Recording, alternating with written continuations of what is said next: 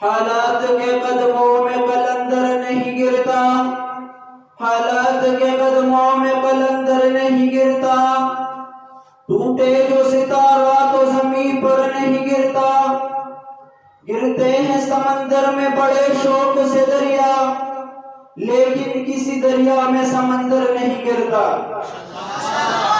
انتہائی واجب الاحترام قابل تقدیس و عظمت اساتذہ کرام اور بزم شیخ الہند رحمہ اللہ کے چمکتے دمکتے ستاروں، السلام علیکم ورحمۃ اللہ وبرکاتہ۔ آج کے اس پروقار محفل میں مجھے جس موضوع پر لب کشائی کرنے کا موقع ملا ہے وہ ہے میدان جہاد میں علماء دیوبند کا کردار۔ سامعین محترم، میدان جہاد اور علماء دیوبند پر صغیر پاک و ہند کے تاریخ کے دو لازم و ملزوم کردار ہیں۔ مکار انگریزوں نے ایسٹ انڈیا کمپنی کے تجارتی نام سے ہندوستان کے وجود پر قدم رکھا اور باشندگان ہند کی شہرگ آزادی پر اپنا ناپاک خونی پنجہ جمایا، تو اس مکار استعمار کو ہندوستانی سرزمین پر چیلنج کرنے والی پہلی جماعت علماء دیوبند کی تھی۔ عزیزان من، یقیناً آپ سوچ رہے ہوں گے کہ میں غلط بیانی اور ہیر پھیر سے کام لے رہا ہوں، کہاں انگریز سامراج قیامت اور کہاں دارالعلوم دیوبند کا قیام۔ لیکن میں آپ حضرات کو تاریخ کا حوالہ دے کر بتانا چاہتا ہوں، تاریخ کے صفحات کو کنگال کر دیکھو۔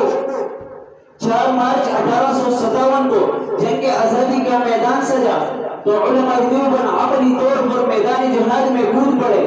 امبالہ اور شامی کے محاذ پر اکابرین دیوبند نے 2 بدوچک میں حصہ لیا، کسی نے عمارت سنبھالی، کوئی کمانڈر بنا، کوئی شہید ہوا، کچھ جنگ ہارنے کے باوجود غازی بن کر نکلے۔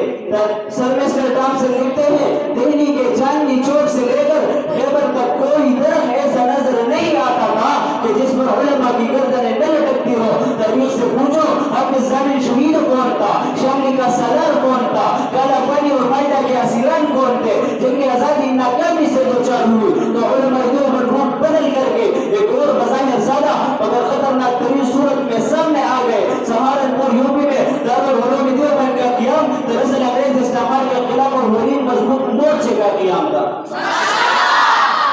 حضرین کی تنقید، بعض لوگ اعتراض کر سکتے ہیں جناب دارالعلوم دیوبند تو ایک علمی مدرسہ تھا، اس کا جنگ آزادی اور جہاد میں کیا کردار؟ میں آپ حضرات کو بتانا چاہتا ہوں، بانی دارالعلوم دیوبند قاسم العلوم والخیرات حضرت مولانا قاسم نانوتوی نے خود فرمایا تھا انگریز کے خلاف جنگ میں اگر دارالعلوم دیوبند کی اینٹ سے اینٹ بچ جائے جنگ بہرحال جاری رہے گی۔ یقیناً یہ جنگ ہر دور کے اندر جاری رہی۔ دارالعلوم دیوبند کے اولین طالب علم کی تاریخ اٹھاؤ جس نے ایک طرف تحریک ریشم رومانی کے نام سے ہندوستان کی آزادی کا سب سے بڑا منصوبہ بنایا تو دوسری طرف قبائل میں یاغستانی جہاد کے نام سے غیور افغان قبائل کو انگریز کے قد مقابل کروا دیا، جن کا متعلق انگریز گورنر سرجیل نے کہا تھا اس شخص کی اگر بوٹی بوٹی کر دی جائے تو ہر بوٹی سے انگریز کے خلاف بغاوت ٹپکے گی۔ یقیناً شیخ الہند رحمہ اللہ کے روحانی شاگرد اس کی جسمانی بوٹیوں کی شکل میں کبھی تحریک خلافت، کبھی تحریک ہجرت، کبھی تحریک ترک موالات تو کبھی تحریک یاغستانی جوڑ کے اندر انگریز کے لیے درد سر بنے رہے۔ حاضرین میں تنقید، فرزندان دیوبند نے نہ صرف انگریز کو للکارا بلکہ جب انگریزوں نے مرزا غلام محمد قادیانی کے نام سے اپنے پالتو کتے کو میدان میں چھوڑا جس نے ایک طرف تو ختم نبوت پر ڈاکہ ڈالا تو دوسری طرف انگریز کے خلاف جہاد کی حرمت کا نعرہ لگایا، تو علماء دیوبند ہی تھے جنہوں نے 1929 کو مجلس احرار اسلام کی بنیاد رکھی جس نے پوری قادیانیت کو ہلا کے رکھ دیا۔ قیام پاکستان کے بعد کی تاریخ پڑھو، 1953 کی تحریک ختم نبوت میں ہزاروں جانوں کی قربانی دینے والے پروانے کون تھے؟ کشمیر کے ڈوگرا راج کے خلاف علم بغاوت بلند کرنے والوں کا مسلک کیا تھا اور ان کے امداد کے لیے جانے والے ہزاروں قبائلی کون تھے؟ 1965 کی بعد بہار جنگ میں ہندوستان کے خلاف جہاد کا فتویٰ دینے والے مولانا احمد علی لاہوری کون تھے؟ 1967 کے عرب اسرائیلی جنگ میں یہودیوں کے خلاف جہاد کا فتویٰ دینے والے مولانا مفتی محمود کون تھے؟ 1980 کے روسی الغار کے خلاف اگورا خطک سے جہاد کا فتویٰ دینے والے مولانا عبدالحق